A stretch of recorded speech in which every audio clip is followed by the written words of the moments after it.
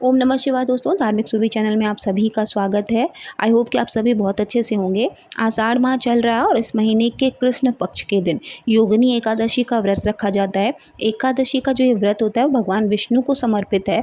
इस दिन अगर आप व्रत रखते हैं और विष्णु जी की पूजा करते हैं तो घर में सुख, सौभाग्य और समृद्धि की प्राप्ति होती है।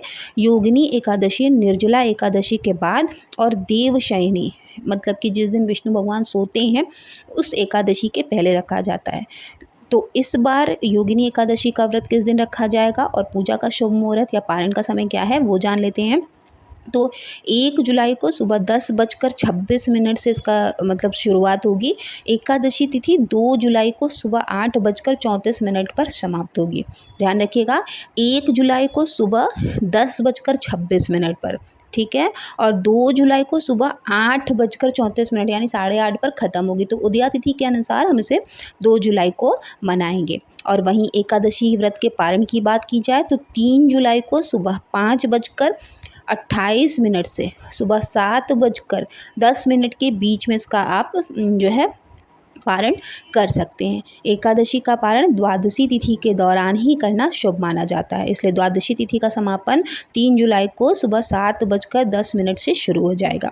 धार्मिक मान्यताओं के अनुसार योगिनी एकादशी का व्रत रखने से सारे पाप मिट जाते हैं और घर में, परिवार में समृद्धि भी बनी रहती है और माता लक्ष्मी की भी कृपा बनी रहती है।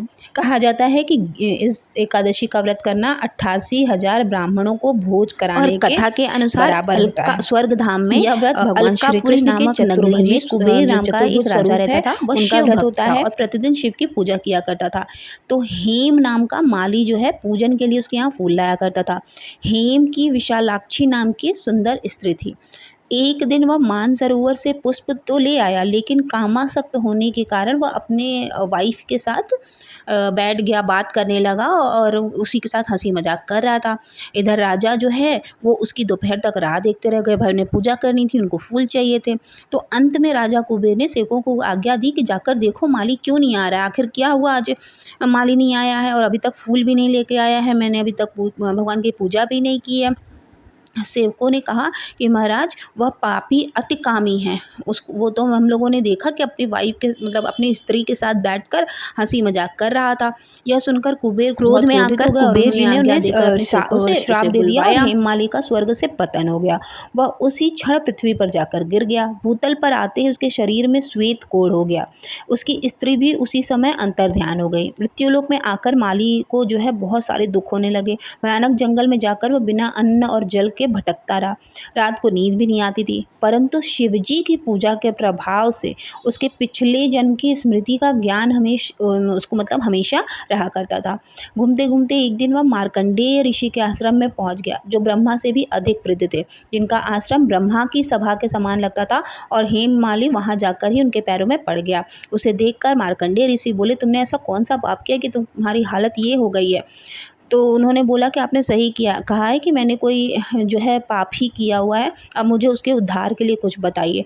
तो ऋषि बताते हैं कि अगर तुम आषाढ़ मास के कृष्ण पक्ष की योगिनी एकादशी का विधिपूर्वक व्रत करेगा तो तेरे सारे पाप कष्ट हो जाएंगे। यह सुनकर हेममाली अत्यंत प्रसन्न होकर मुनि को प्रणाम किया उसने, और एकादशी जो है योगिनी एकादशी जैसा ऋषि ने बताया था उसी तरह उसने व्रत करना शुरू कर दिया। व्रत के प्रभाव से अपने पुराने स्वरूप में आकर वह अपनी स्त्री के साथ सुखपूर्वक रहने लगा। भगवान कृष्ण ने ही ये कहानी जो है युधिष्ठिर को सुनाई थी। तो जो भी ये व्रत रहता है एकादशी का, उसे 88,000 ब्राह्मणों का भोजन कराने के बराबर का फल मिलता है। और इसके व्रत से सारे समस्त जो पाप है वो तो दूर होते ही हैं। और आप सभी जानते हैं कि एकादशी का जो व्रत है व्रतों का राजा है, तो वो आपको पूरा मौका देता है स्वर्ग लोक में यानी कि बैकुंठ धाम में जाने का और मुक्ति दिलाने का। हरि के शरण में अगर आपको जाना है तो आपको एकादशी व्रत ज़रूर करना चाहिए। तो ये बहुत छोटी सी कहानी थी जो आपको योगिनी एकादशी पर ज़रूर पढ़नी चाहिए या सुननी चाहिए। आई होप कि आपके लिए वीडियो बहुत यूज़फुल रही होगी। वीडियो अगर आपको अच्छी लगी हो तो प्लीज़ चैनल को सब्सक्राइब कीजिएगा, साथ ही वीडियो को लाइक और शेयर करना ना भूलें, ताकि हम आपके लिए सही जानकारी, सही पूजा विधि और सही कथा लेकर आते रहें। मिलेंगे नेक्स्ट वीडियो में, तब तक महादेव की कृपा आप सभी पर बनी रहे। ओम नमः शिवाय, जय माता दी।